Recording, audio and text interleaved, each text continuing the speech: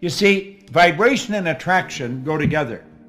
Attraction is a secondary law. Vibration is the primary law. Everything vibrates. The law of vibration decrees that nothing rests. Everything moves. We're talking about a universal law. And these are not man-made laws, so they're not going to be changed by man. There is an absolute law that energy will always move into form. It moves into form, through form, and back into form. That is a law. That's a perpetual transmutation of energy. It's one of the first laws of the universe. Now, there's only half a dozen laws, and everything else is, like we talk about attraction as being a law. It's a secondary law. It's not a primary law at all. Primary law is vibration. And of course, the only thing you can attract are the things that you're in harmonious vibration with. So whatever frequency you're operating on, that's what's going to dictate what you're going to attract. You already have within all that's required to attract, literally. You already have within all that's required to attract whatever you want into your life. When you get on the right frequency, you start attracting it. And you cannot stop it coming to you until you change the frequency. It's like turning on a radio station. Whatever's on that frequency is what's going to be broadcast through your radio. Well, whatever's on the frequency you're on is what's going to be broadcast through your life, like the actions and the results. It's all an expression of that. It's all about the mind, and it's about your marvelous mind. And we got to get this straight. Most people do not understand this. I have people say, well, I understand it. Listen, if you really understand it, check your results. That'll tell you. By their fruit you'll know them. It's the best advice. Check your results. See, you can know something intellectually but not know it. You can know it intellectually. You stay here and you read this and you say you could repeat it. But the results aren't there. Why? You don't get it yet. You've got to get it on a subjective level. It's got to become part of your paradigm. When it's a part of your paradigm, it'll manifest in your physical world. And if it's not part of your paradigm, it's going to just stick in your consciousness.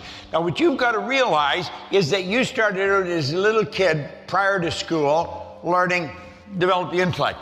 You went to school, and it's all about the intellect. That's the whole deal. Develop the intellect. It's not about the intellect. Some real dumb people, intellectually, build big organizations. You can build an organization all over the world, and you might not be very bright intellectually. There's people that can neither read nor write, they're functionally illiterate, and yet they build multi-million-dollar organizations. How come? That's what's operating in their subjective mind. It's the subjective mind that's manifesting in your life. If you don't like what's in your life, get your ego, get your intellect the hell out of the road. If you don't change your subjective mind, you're not going to change anything. Think of this for a moment. You already know how to do better than you're doing, but you're not doing it. Everybody does. See, the part of our mind that knows things and the part that controls our behavior, two different parts. That's right. So let's talk about your power, your mind, and your paradigm. The paradigm is the programming in the subconscious mind that controls our behavior. Your subconscious mind must accept everything that's given to it. And that's the universal mind. That's what controls the vibration you're in. Whatever information you impress, you must accept. It has no ability to reject. Now think of this. Your subconscious mind cannot differentiate between what's real and what's imagined. Whatever you impress, whether you imagine it, whether you hear it, read it, if you get emotionally involved in it, it's real. You see, it's what you impress upon the subconscious that controls the vibration you're in. The vibration you're in is the frequency that you're operating on. If you are operating on a negative frequency, you're going to feel bad.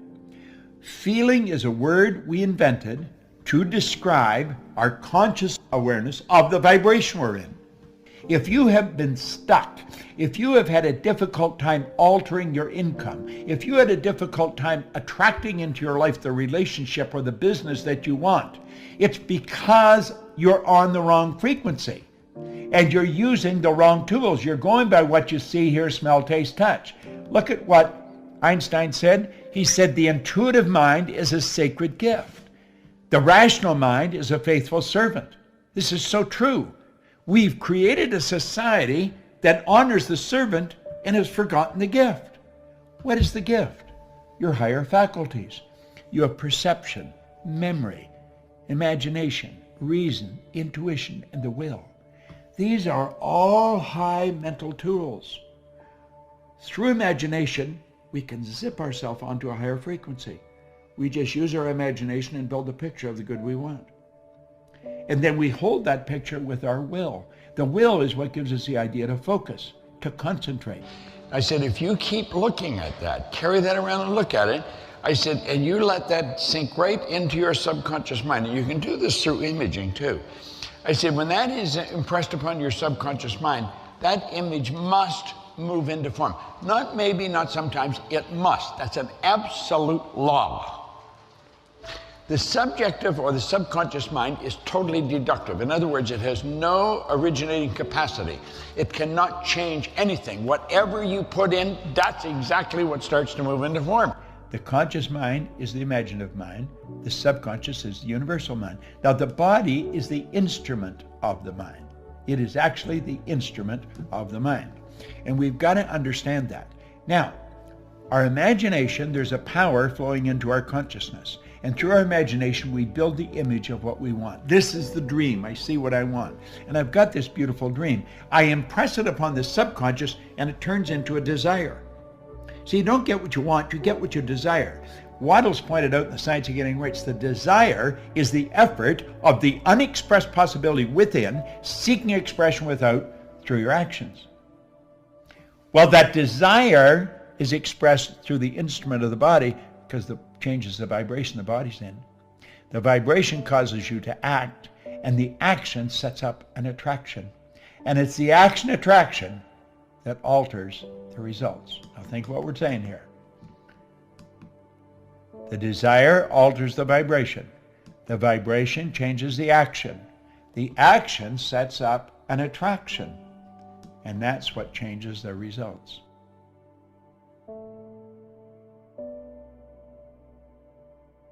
Just curious, how many people created their day this morning? You know why you didn't create your day? Because you don't believe it's possible yet. You see, if you knew it was true, you would wake up every morning excited to create your day, right? So how come nothing new ever happens in our life? If the quantum law works, and we know that it does, then how come we keep having the same relationships or the same jobs or the same circumstances in our life? How come it's so routine and predictable that it seems that Newtonian physics is the law? Because we haven't mastered this idea called observation.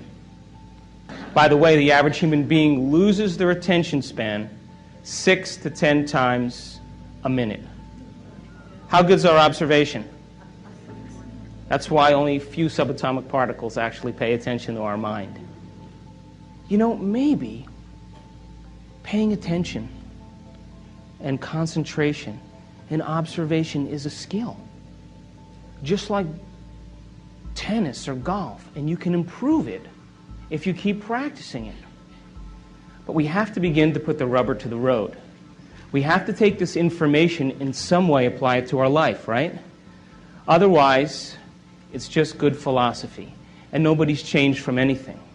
Now, when we can take consciousness, self-awareness, and move it away from the body, the environment, and time, we no longer have to live by the laws of the body, the environment, and time.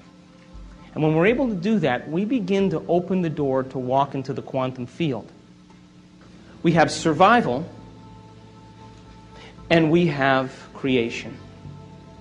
And creation falls under the category of learning and experiencing.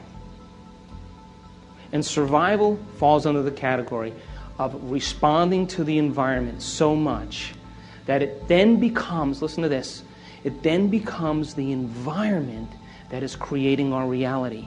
Did you hear me? Because as the environment pushes the circuits in the brain and we respond to those environmental stimuli, the body becomes prepared for the threat or the stress, which then causes the brain to think a certain way, which then creates the same reality in the future. So we're these human beings with these big brains, but we're living in the rudimentary part of the nervous system that's based on survival. And by the way, 90% of the time that we're awake and aware, we're living in survival. You know, responding to the environment, allowing the environment to determine our internal state. And the confusion we have as human beings, you see, the present moment right now is created from the thoughts of where? Sit down and create my day. I'm going to sit down and create wealth. And they sit down for 10 minutes, they get up and they start looking in their bank account for the transfer. And then they say what? Didn't work. But you know, we Americans, by the way, are the most difficult audience to talk to. We go to South America, we go to Europe, we go to Asia. People accept this. But Americans are so desensitized to so much stimuli. They get, 2,000 channels on their television. They have opinions about everything. They're into convenience. If your internet connection doesn't come up in 30 seconds, you're like...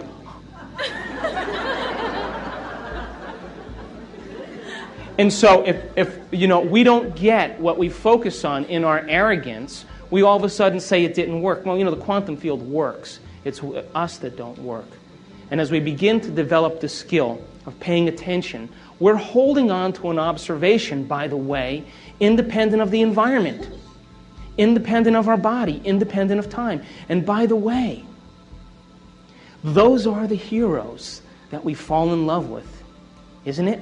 Whether it's Martin Luther King or William Wallace, Churchill or any of those guys, you know what they said? They said, my observation matters. And I'm going to hold on to this thought. And I don't care how long it takes. And I'm going to hold on to this thought and I'm not going to compromise it for anybody. Nothing in my environment is going to cause me to let go of my belief. I'm going to hold on to this observation. And I don't care what it feels like because I'm accepting this more than I'm accepting anything else. And you can do whatever you want, but this is what's more real to me. And when we have that skill of observation, don't you think that the observer is going to start getting on board? Don't you think that's possible? So we have to develop that skill.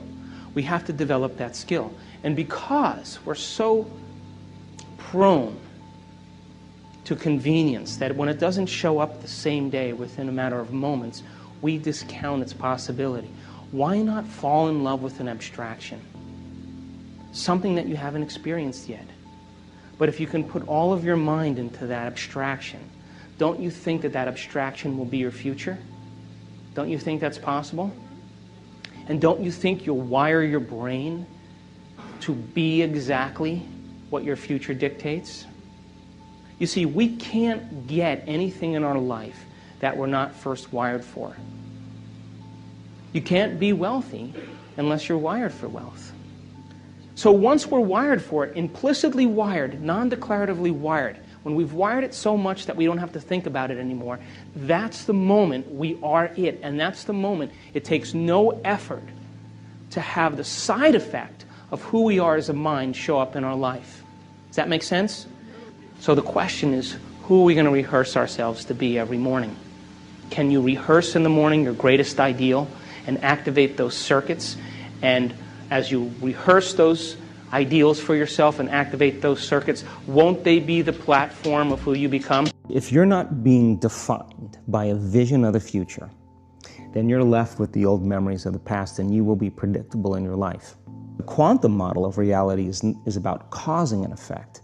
The moment you start feeling abundant and worthy, you are generating wealth. The moment you're empowered and feel it, you're beginning to step towards your success. The moment you start feeling whole, your healing begins. And when you love yourself and you love all of life, you'll create an equal. And now you're causing an effect. And I think that's the difference between living as a victim in your world, saying, I am this way because of this person or that thing or this experience. They made me think and feel this way. When you switch that around, you become a creator of your world and you start saying, my thinking and my feeling is changing an outcome in my life. And now that's a whole different game, and we start believing more that we're creators of reality. The greatest gift that you've ever been given is the gift of your imagination. Your imagination is yours to be able to do anything you want with. You can place any thought in there with the awareness of I am. So your imagination is the greatest gift that you've been given. And you can put anything in there. No one can tell you what can be there or what can't be there. Einstein said imagination is greater than knowledge. The second thing is that you have to learn to live from the end. Whatever you have placed into your imagination, you have to act as if it already were your reality, independent of what anything or anyone else says. The third of these principles is the principle of, I call it assuming the feeling of the wish fulfilled.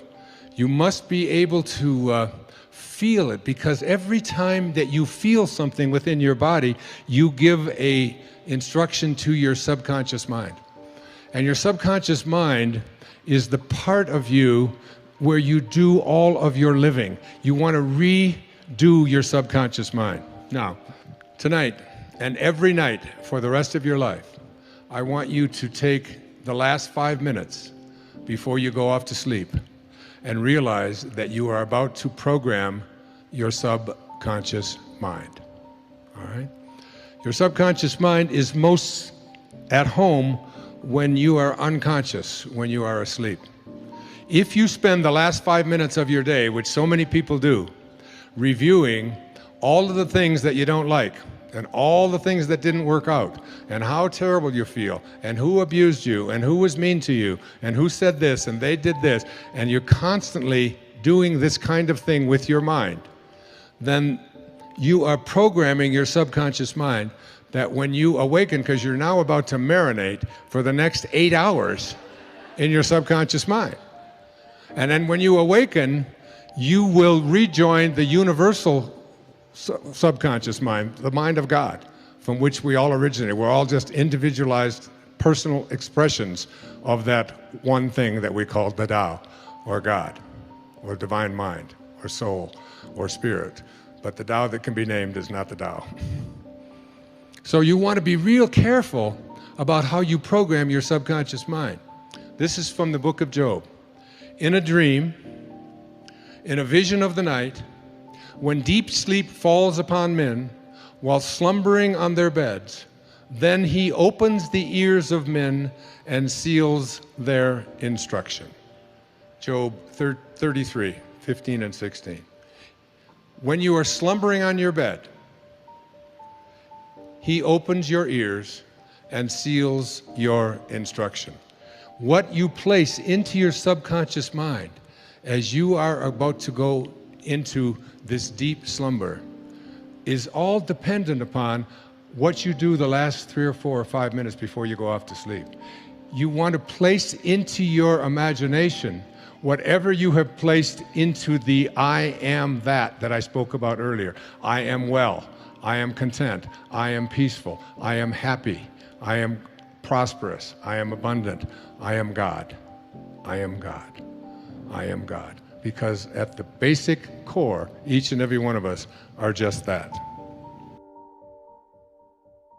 And when you start having that burning desire, the intensity of the transmission that's coming out of your brain that you're broadcasting is very high, and the power is very high. And because you have a burning desire, you're going to be thinking about it all the time, so the broadcast is very frequent.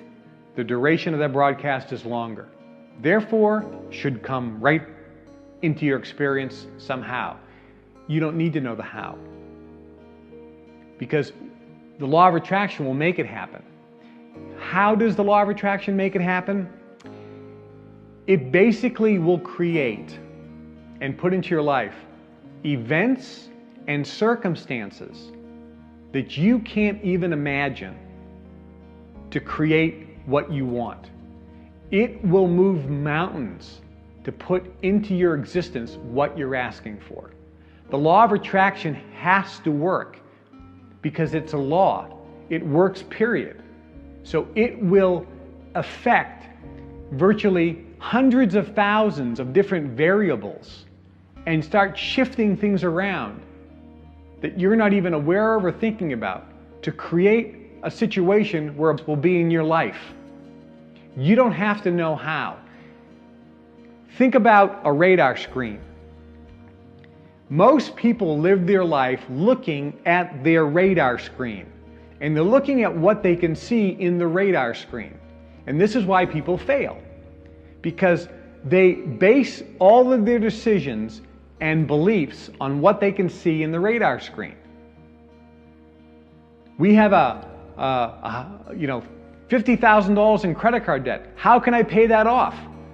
I'm looking at my income, I'm looking at my expenses, I'm looking at my prospects for getting a new job or getting a raise. There's nothing. There's no way that I can pay off my credit card debt. It's impossible. All you're doing is you're looking at what you see on the radar screen. Now, if you imagine that the radar screen is this small screen, maybe about 3 inches in diameter, I also want you to imagine what's off the radar screen, what's outside of the screen. The screen can only see a 3-inch diameter. But I want you to imagine that there are 100 feet of additional area outside the radar screen. The actual area is 100-foot diameter, but you're only seeing a 3-inch diameter. You see, the vast majority of what is available off your radar screen, you can't see it, you can't even imagine it. But once you start activating the law of attraction, everything outside the radar screen starts shifting and moving. There can be virtually hundreds of thousands, if not millions or billions or trillions of variables that start moving and shifting because you have transmitted a vibration with power and intensity for a long duration. Everything starts shifting and everything starts happening and rushing toward you. What you want wants you. It has to, by law, start coming toward you. And what the universe will do, because of the law of attraction, is it will move mountains, it will create events and circumstances and put people in your life to make what you want happen. And it always is in methods and ways that you can't even imagine because it isn't on your radar screen. You can't even see it. So stop looking at the radar screen. This is the biggest problem people have.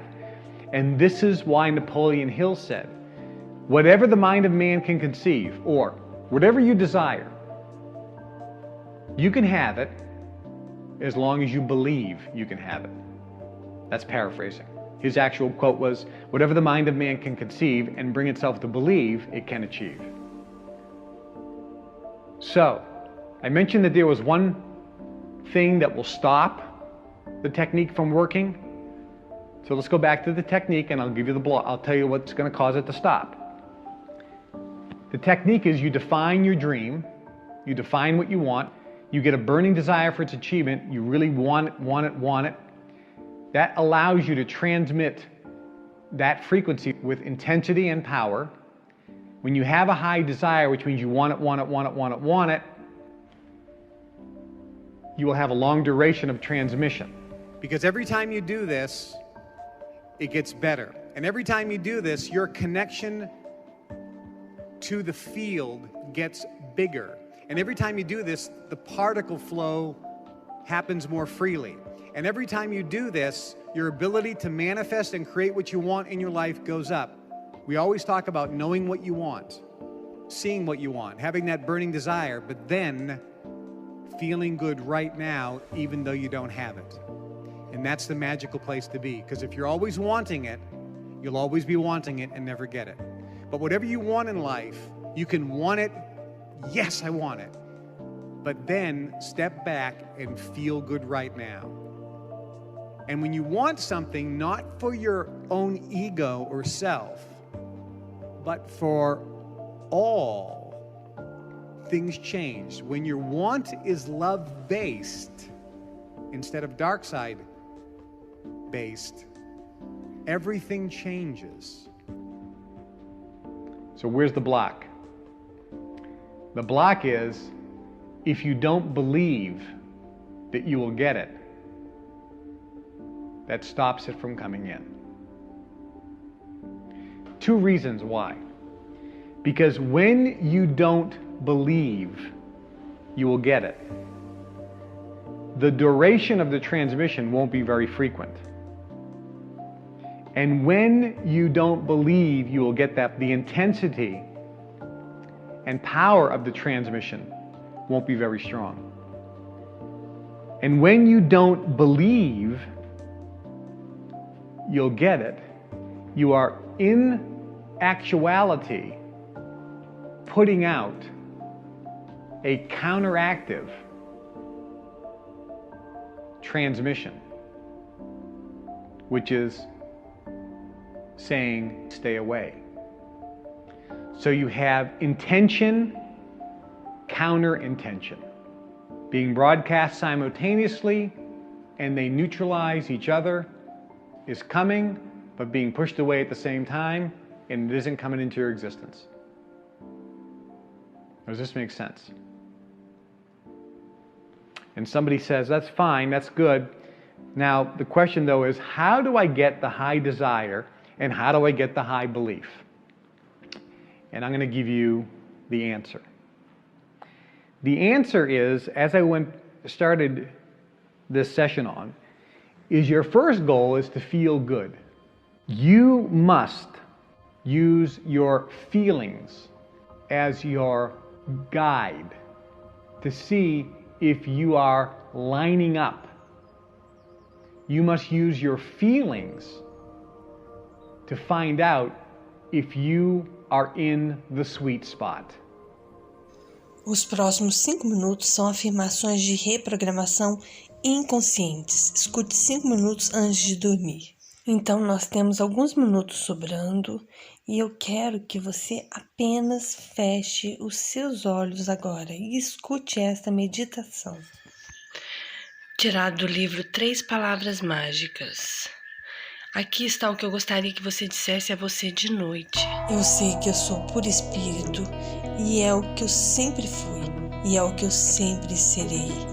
E há dentro de mim um lugar de confiança, quietude e segurança, onde todas as coisas são conhecidas e entendidas. Esta é a mente universal, Deus que eu estou separado, que na qual me responde na medida em que eu a questiono. Esta mente universal sabe de todas as respostas para todos os meus problemas. E até mesmo agora as respostas estão vindo velozmente para mim. Eu não preciso lutar por elas. Eu não preciso me preocupar. As respostas estarão lá quando for o momento. Eu entrego os meus problemas para a grande mente de Deus e as deixo ir confiante que as respostas corretas irão retornar para mim quando forem necessárias. Através da mágica lei da atração. Tudo na vida que eu preciso para o meu trabalho e realização irão vir até mim. Não é necessário que eu fique tenso sobre isso. Acredite que na fortaleza da minha crença, minha fé, irão fazer por si mesmo. Eu vejo a mão da inteligência divina, tudo sobre mim. A flor, a árvore, o córrego, o campo. Eu sei que a inteligência que criou todas essas coisas está em mim, ao meu redor. E isso eu posso invocar para a minha mínima necessidade. Eu sei que o meu corpo é a manifestação de puro espírito. E esse espírito é perfeito, e entanto meu corpo também é. Eu aproveito a vida por cada dia que traz uma demonstração constante do poder e da maravilha do universo. De mim mesmo, eu sou confiante, eu sou sereno e eu estou certo. Não importa os obstáculos ou circunstâncias indesejáveis cruzem o meu caminho. Eu me recuso a aceitar isto. Para isto não é nada mais que ilusão. Não pode haver obstáculos ou circunstâncias indesejáveis para a mente de Deus, que está em mim e ao meu redor e que me serve agora. Esta é a maior lição. Saiba disso dentro de você. Quando Herman Melville estava escrevendo Moby Dick, ele não estava escrevendo sobre um homem procurando uma baleia. Ele estava escrevendo sobre um homem tentando achar o seu maior, o seu eu superior. E ele disse essas palavras, pois como este terrível oceano que rodeia a terra de Verdun, então na alma do homem reside um Tahiti insular repleto de paz e alegria, mas que é tomado por todos os horrores de uma vida vivida pela metade. E a cada momento da sua vida, na medida que você deixa isso hoje, você tem essa escolha. Você pode ser tanto anfitrião para Deus ou um refém para o seu próprio ego. Esse é o seu chamado. Obrigada por assistir e por me ouvir.